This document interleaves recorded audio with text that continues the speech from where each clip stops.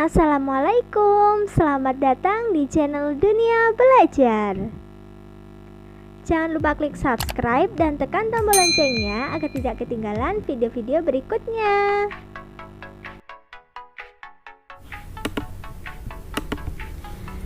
Kali ini kita akan membahas mengenai soal gampang tapi sering salah pada tes CPNS.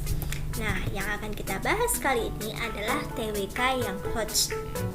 Sudah kita ketahui bahwa pada bulan Maret 2021 akan ada pendaftaran CPNS 2021. Sehingga ayo mulai belajar SKD dari sekarang agar kita bisa dapat menjadi CPNS 2021 nantinya. Oke? Tidak usah berlama-lama, kita langsung menuju ke soalnya. Supaya teman-teman juga sambil belajar, kita sambil belajar bersama-sama, teman-teman bisa skip videonya dulu dan teman-teman bisa mencari jawabannya atau menjawab dulu, lalu play lagi untuk tahu jawabannya atau kunci jawabannya. Oke, kita mulai sekarang ya. Yang pertama, Sumpah Pemuda merupakan bentuk kesepakatan masyarakat Indonesia untuk mengikat diri dalam satu ikatan kebangsaan. Generasi muda mempunyai kewajiban moral untuk menjaga konsensus tersebut. Apabila generasi muda berkomitmen menjaga, akan memberikan dampak positif bagi keberlangsungan berbangsa dan bernegara. Dampak positif akan ditimbulkan yaitu semakin kuatnya ikatan nasionalisme bangsa Indonesia. Akan tetapi, apabila bangsa Indonesia tidak peduli lagi terhadap hasil konsensus tersebut, akan berakibat buruk bagi kehidupan bangsa dan negara.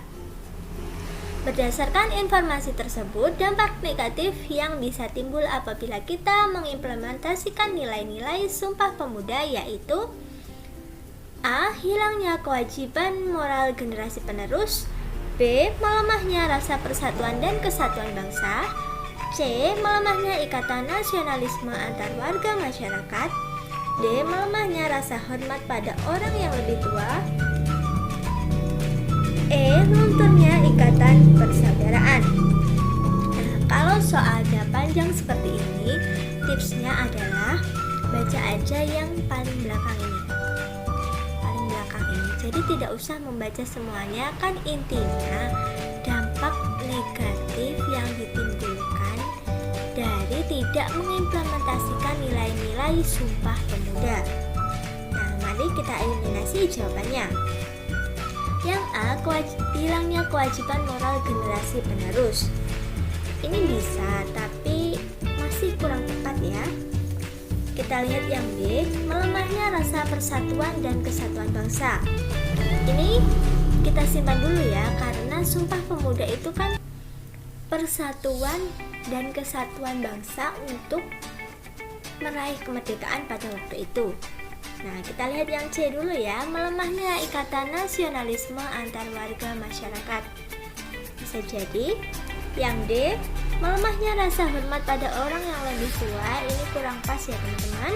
Dan yang E, lunturnya ikatan persaudaraan. Ini juga kurang pas. Jadi antara B dan C itu kalau menurut saya yang paling benar yaitu adalah yang B, melemahnya rasa persatuan dan kesatuan bangsa. Karena Sumpah Pemuda itu merupakan ikrar masyarakat Indonesia untuk menyatukan visi dan misi membangun bangsa Indonesia.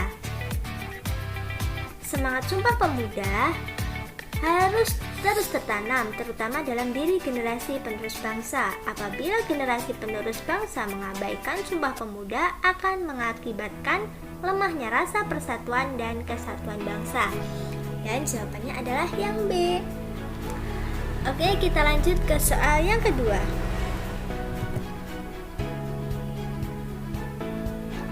Soal yang kedua, Indonesia adalah negara dengan keberagaman suku, etnik, budaya, agama, serta karakteristik dan keunikan di setiap wilayahnya. Pada dasarnya, keberagaman masyarakat Indonesia menjadi modal dalam membangun bangsa. Oleh karena itu, sangat diperlukan sikap atau perilaku menjunjung tinggi penunjang terciptanya kondisi tersebut adalah yang menunjang. Yang A, memperkuat kedudukan pemerintahan pusat sebagai pemegang kedaulatan rakyat. Kayaknya kurang benar ya ini teman-teman, karena kan ada otonomi daerah. Jadi kita silang. Yang B, memperkecil segala hal yang berpotensi menimbulkan konflik masyarakat. Kita simpan dulu ya. C, menghilangkan perbedaan antar suku bangsa dalam berbangsa dan bernegara. Ini kurang tepat karena kan semboyan kita adalah Bhinneka Tunggal Ika. Jadi yang C ini kurang tepat ya teman-teman. Yang D, memperkuat kedudukan bahasa daerah sebagai salah satu simbol persatuan. Kurang tepat juga karena yang menjadi bahasa persatuan kita adalah bahasa Indonesia. Yang E, memperkuat posisi kebudayaan daerah di atas kebudayaan nasional. Kalau dilihat dari soalnya, yang paling benar itu adalah yang B, yaitu memperkecil segala hal yang berpotensi menimbulkan konflik masyarakat. Jadi soal-soal di SKD itu ada yang hampir-hampir benar atau mengecoh. Jadi teman-teman harus teliti ya, karena jawabannya yang kedua ini yang paling benar adalah yang B. Kita lanjut ke soal yang ketiga. Paham radikalisme dinilai menjadi ancaman serius bagi keberlangsungan kehidupan berbangsa dan bernegara. Berikut Deputi 5 Kepala Staf Kepresidenan atau KSP Jaleswari Pramodawardhani mengakui persoalan radikalisme di Indonesia sudah mulai meningkat sejak 10 tahun terakhir. 10 tahun terakhir ini mengkonfirmasi radikalisme tidak hanya muncul di institusi pemerintah, namun juga di institusi masyarakat, termasuk di bidang pendidikan. Semua membuktikan ancaman radikalisme ini nyata. Gerakan radikal kelompok tertentu yang mengatasnamakan agama atau ideologi tertentu adalah bentuk pengalaman sila ke. Nah, ini ada kata agama, ada radikalisme. Jadi jawabannya sudah pasti kan? Ini jawabannya adalah yang A. Nah, karena yang dibahas di sini adalah mengatasnamakan agama. Jadi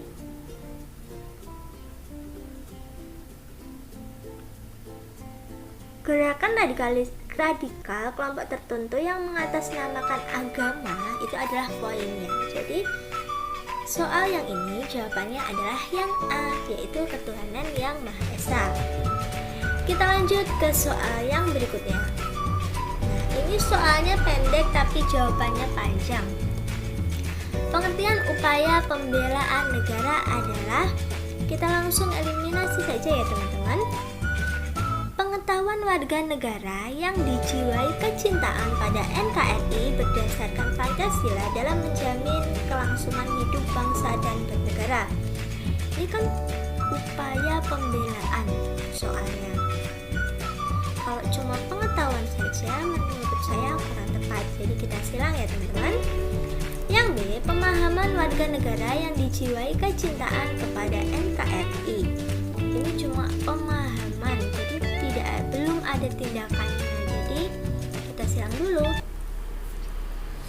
Yang C, sikap dan hasrat warga negara yang dijiwai kecintaan kepada NKRI berdasarkan Pancasila. Ini kan sikap dan hasrat. Sikap ini udah perilaku, ini cuma hasrat. Kita simpan dulu ya teman-teman. Yang D, sikap dan perilaku warga negara yang dijiwai kecintaan. Nah, yang ini juga betul sih. Nah, yang ini cuma perilaku. Ini sikap dan hasrat. Ini sikap dan perilaku, ini cuma perilaku. Jadi yang lebih lengkap itu adalah yang D, sikap dan perilaku, karena yang ditanya adalah pengertian upaya pembelaan negara. Jadi ada sikap yang nyata dan ada perilaku yang nyata, bukan hanya hasrat dan perilaku saja. Oke, kita lanjut ke soal yang berikutnya. Perilaku luhur yang menggambarkan sikap dan suasana kekeluargaan dan gotong royong, sikap adil, keseimbangan antara hak dan kewajiban, menghormati orang lain, suka menolong, dan gemar ikut dalam kegiatan memajukan masyarakat yang merata dan berkeadilan sosial merupakan sila Pancasila ke berapa? Ayo, pas 1 bukan ya, karena ini bukan tentang keagamaan. Sila kedua bisa karena menghormati orang lain, kemanusiaan kan maksudnya. Yang ketiga dan keempat kurang. Nah, jadi antara 2 atau 5 nih. Nah, ini kan ada kata kuncinya di sini, berkeadilan sosial. Jadi jawabannya adalah yang E, yaitu sila ke-5. Oke, kita lanjut ke soal berikutnya ya. Udah banyak yang betul atau banyak yang salah nih? Nanti kalian betul berapa? Komen di bawah ya. Kita sambil belajar kok, tidak usah malu karena ini masih awal dalam belajar. Berikutnya harus lebih banyak yang benar dan harus lebih oke jawabannya. Oke, kita lanjut ke soal berikutnya. Rumusan masalah dasar negara Indonesia muncul pertama kali sewaktu dilaksanakan sidang pertama BPUPKI pada tanggal 29 Mei 1945 sampai 1 Juni 1945. Terdapat 3 tokoh nasional yang memaparkan asas dasar negara Republik Indonesia. Selain Soekarno dan Muhammad Yamin, seorang tokoh lainnya adalah Profesor Dr. Supomo. Iya benar. Jadi yang A ya jawabannya, yang B itu bukan, C bukan, D bukan, dan E juga bukan. Jadi jawabannya adalah yang A, Profesor Dr. Supomo. Nah, kalau seperti ini, seperti soal yang nomor 1 tadi, kita baca saja terakhir, kalimat yang terakhir agar tidak membuang-buang waktu, karena soal ini termasuk soal yang gampang. Kita sudah hafal di luar kepala. Oke, kita lanjut ke soal yang berikutnya. Judul pidato yang disampaikan oleh Soekarno dalam sidang Dokuritsu Junbi Kosakai atau BPUPKI pada tanggal 1 Juni adalah A. Lahirnya Pancasila, B. Kesaktian A. Lahirnya bangsa Indonesia, B. Kesaktian Pancasila, C. Lahirnya Pancasila, D. Pedoman hidup berbangsa, dan E. Falsafah hidup Pancasila. Lahirnya bangsa Indonesia kayaknya kurang tepat ya, karena kan yang dibahas adalah dasar negara. Kesaktian Pancasila itu bukan 1 Juni ya teman-teman. Ya, jadi salah. Dan yang paling benar adalah yang C, yaitu lahirnya Pancasila. Maka dari itu setiap 1 Juni diperingati dengan lahirnya Pancasila. Oke, kita lanjut ke soal berikutnya. Pada tanggal 10 Januari 1950 dibentuk panitia teknis yang ditugaskan Presiden Soekarno untuk merencanakan, merancang, dan merumuskan gambar lambang negara yang dinamakan A. Panitia 8. Kayaknya bukan ya, nggak pernah dengar soalnya ini. Panitia 9. Bukan ya, karena panitia 9 ini yang bertugas untuk merumuskan dasar negara yang selanjutnya kemarin. Yang C. Panitia Lencana Negara. Juga bukan. Panitia Pembangunan pasti salah. Panitia Lambang Negara, karena ini yang dibahas adalah lambang negara, sudah pasti jawabannya yang E, yaitu Panitia Lambang Negara. Kita lanjut ke soal berikutnya. Oke, ini soal yang terakhir ya, soal yang ke-10. Dalam penjelasan UUD 1945 dinyatakan bahwa negara Indonesia berdasarkan atas hukum, tidak berdasarkan atas kekuasaan belaka. Oleh karena itu, negara dalam menjalankan aktivitasnya harus berdasarkan A. Berdasarkan pemerintahan. Bukan ya, karena di sini tidak berdasarkan kekuasaan, jadi bukan. Yang B. Berdasarkan hukum. Nah, ini sudah ada jawabannya sebenarnya di sini ya teman-teman. negara Indonesia berdasarkan hukum. Jadi perilaku atau aktivitas yang dilakukan oleh warga negara Indonesia harus berdasarkan hukum pula. Jadi jawabannya yang B. Oke teman-teman, soal hari ini sudah kita bahas semua ya. Oh, masih ada satu. Kita bahas lagi, ini yang terakhir. Rancangan Lambang Negara karya Sultan Hamid II akhirnya disetujui oleh Presiden Soekarno pada tanggal 10 Februari 1950 dan diresmikan pemakaiannya dalam A. Sidang PBB 2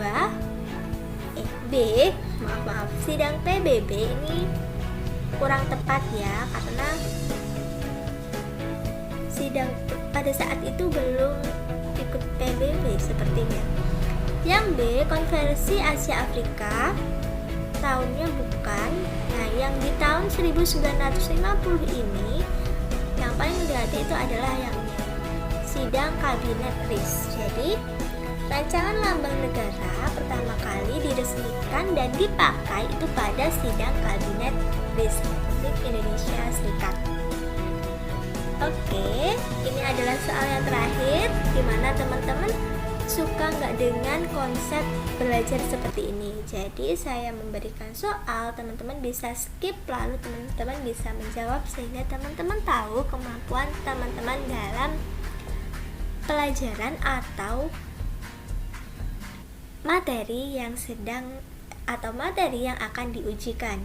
Jadi kalau teman-teman merasa video ini bermanfaat, jangan lupa untuk di-share videonya ke seluruh sosial media yang teman-teman punya agar yang lain bisa merasakan manfaatnya. Dan jangan lupa untuk klik subscribe dan tekan tombol loncengnya agar tidak ketinggalan video-video berikutnya. Oke, sampai jumpa, terima kasih dan semoga bermanfaat.